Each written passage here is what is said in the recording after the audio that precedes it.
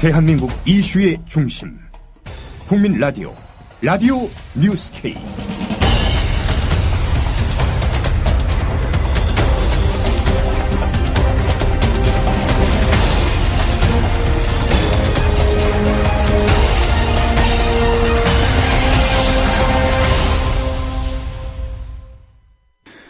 여러분 안녕하십니까? 4월 29일 화요일 라디오 뉴스 K의 아나운서 정승조입니다.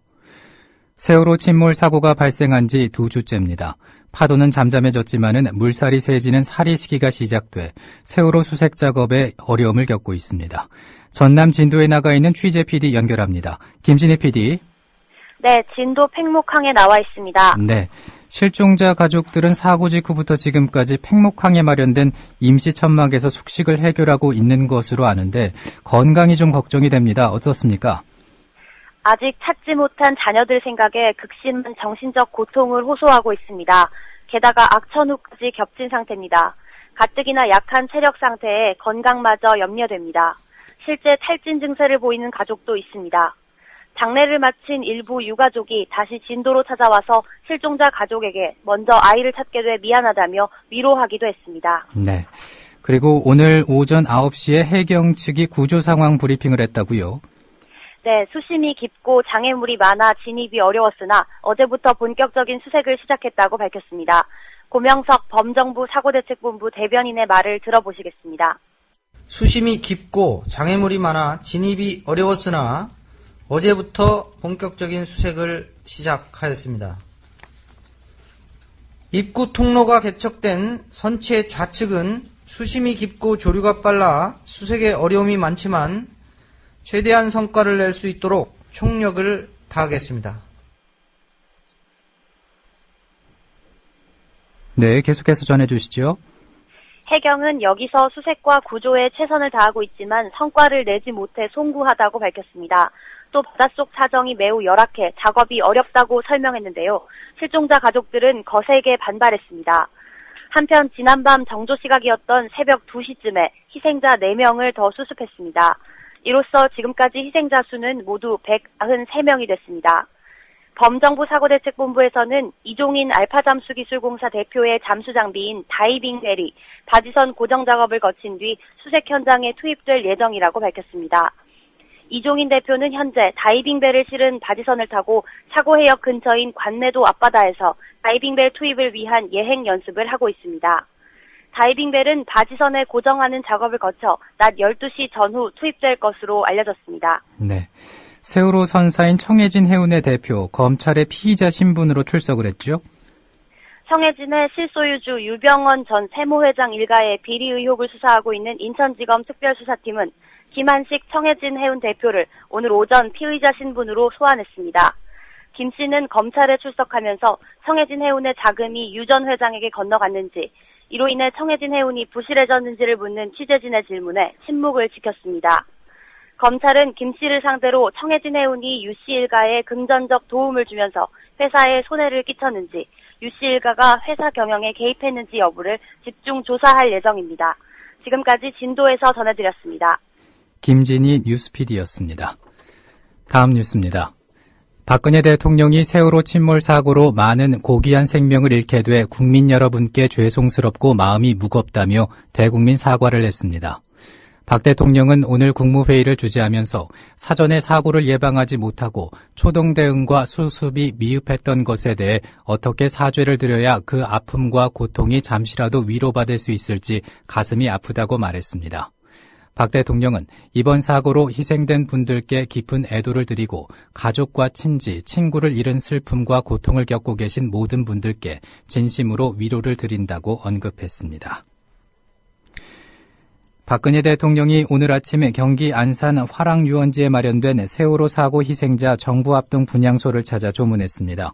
박 대통령은 오늘 오전 8시 55분쯤 합동 분향소에 도착해 세월호 참사 희생자들의 영정과 위패 앞에서 헌화와 분향, 묵념을 하고 고인들의 넋을 기렸습니다.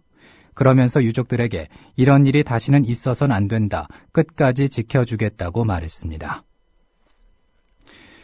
아직 시신조차 찾지 못한 실종자 가족들, 이들은 자신의 아들, 딸이 생존해 있지 않더라도 인양 작업은 안 된다고 호소하고 있습니다.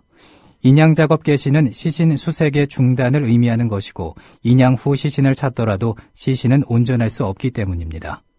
정부는 가족 동의 없이는 인양을 하지 않겠다는 입장을 여러 차례 밝혀왔지만은 몰래 인양을 위한 상황실을 비공식적으로 가동해왔다는 정황이 국민TV에 확인됐습니다. 이 상황실은 대책본부가 있는 진도군청 지하에 있었고 국민TV 카메라가 이곳에 들이닥쳤을 때 해경 관계자들이 언딘 김윤상 사장과 함께 있었습니다.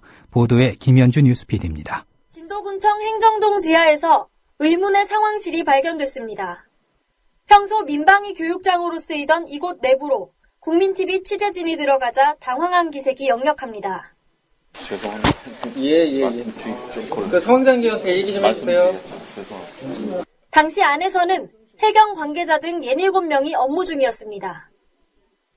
지하 1층, 지상 4층 건물인 행정동에는 현재 2층의 범정부 사고대책본부, 3, 4층의 지자체와 해수부, 해경 등의 상황실이 마련돼 있어 별도의 상황실이 있을 이유가 없습니다.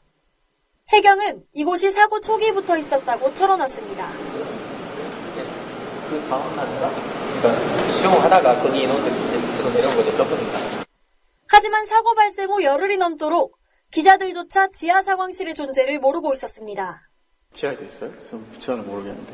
이곳에서는 해경 관계자 외에 인양업체인 언딘 관계자들도 함께 목격됐습니다. 특히 다이빙벨 문제가 첨예했던 지난 토요일 오후 에쿠스 승용차를 타고 팽목항을 빠져나갔던 김윤상 언딘 사장도 이곳에 함께 있었습니다. 사장님 기자 좀 뵙자고. 정부와 언딘 측이 이곳 지하 상황실에서 이른바 인양 작전을 비공식적으로 준비해온 것이 아니냐는 추정을 할 수 있습니다. 언딘 김 사장은 지난 23일 국민TV 취재 과정에서도 인양을 준비하고 있다는 취지의 발언을 했습니다. 적당한 시점 되면 투입을 할 겁니다. 인양 준비나 아니면 구조 마무리 시점이죠. 하지만 해경 측에서는 상황실이 좁아 내려가 있는 것뿐이라고 해명합니다. 저기서 이제 다 못 들어간 사람들이 이리 밀려온 거예요. 3층에 걸쳐 사용하고 있는 상황실이 좁다는 해명은 그 자체로 공색할 뿐 아니라 이미 상황실에 근무하는 대책본부 관계자들의 말과도 다릅니다.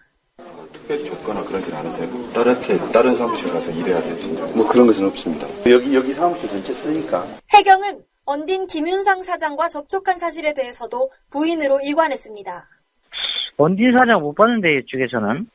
저는 그분 몰라요. 저는. 이후 추가 취재가 진행되자 해경의 입장은 180도로 바뀝니다. 지상의 상황실이 비좁아서 만든 공간이라던 해경은 인양을 위한 목적임을 완전히 부인하지 못합니다. 나중에 이제 인양 논의가 있으면 또 그런 거를 이제 준비하기 위한 그런 팀이거든요. 예. 심지어 오늘 오전 공식 브리핑을 통해 인양 준비 사실을 갑자기 시인하기도 했습니다. 과연 정부는 언제부터 인양을 준비하고 있었던 것인지 청해진 의원이 불렀다며 무관성을 강조해온 언딘과는 왜 지하 상황실에서 몰래 만나고 있었는지 정부 스스로 솔직히 털어놔야 합니다. 국민TV 뉴스 김현주입니다. 야당이 박근혜 대통령을 겨냥해 세월호 침몰 사고 대응 책임을 추궁하며 대국민 사과 요구 등 압박 수위를 높였습니다. 국회 안전행정위원회 소속으로 당 여객선 침몰 사고 대책위원회 상황실장인 김현 의원은 KBS 1라디오에 나와서 청와대가 컨트롤 타워의 기능을 해야 했음에도 불구하고 그 기능이 마비됐다고 질타했습니다. 들어보시겠습니다.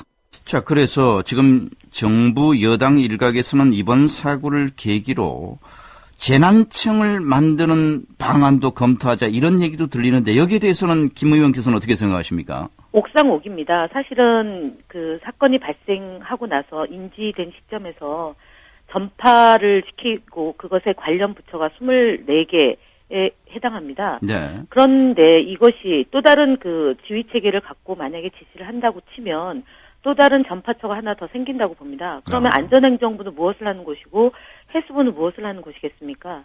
제일 중요한 것은 국가가 어떻게 이 사건이 발생했을 때 추동 대응을 잘 하느냐, 네. 어느 부처에서 조직적으로 이것을 관리하느냐의 문제입니다.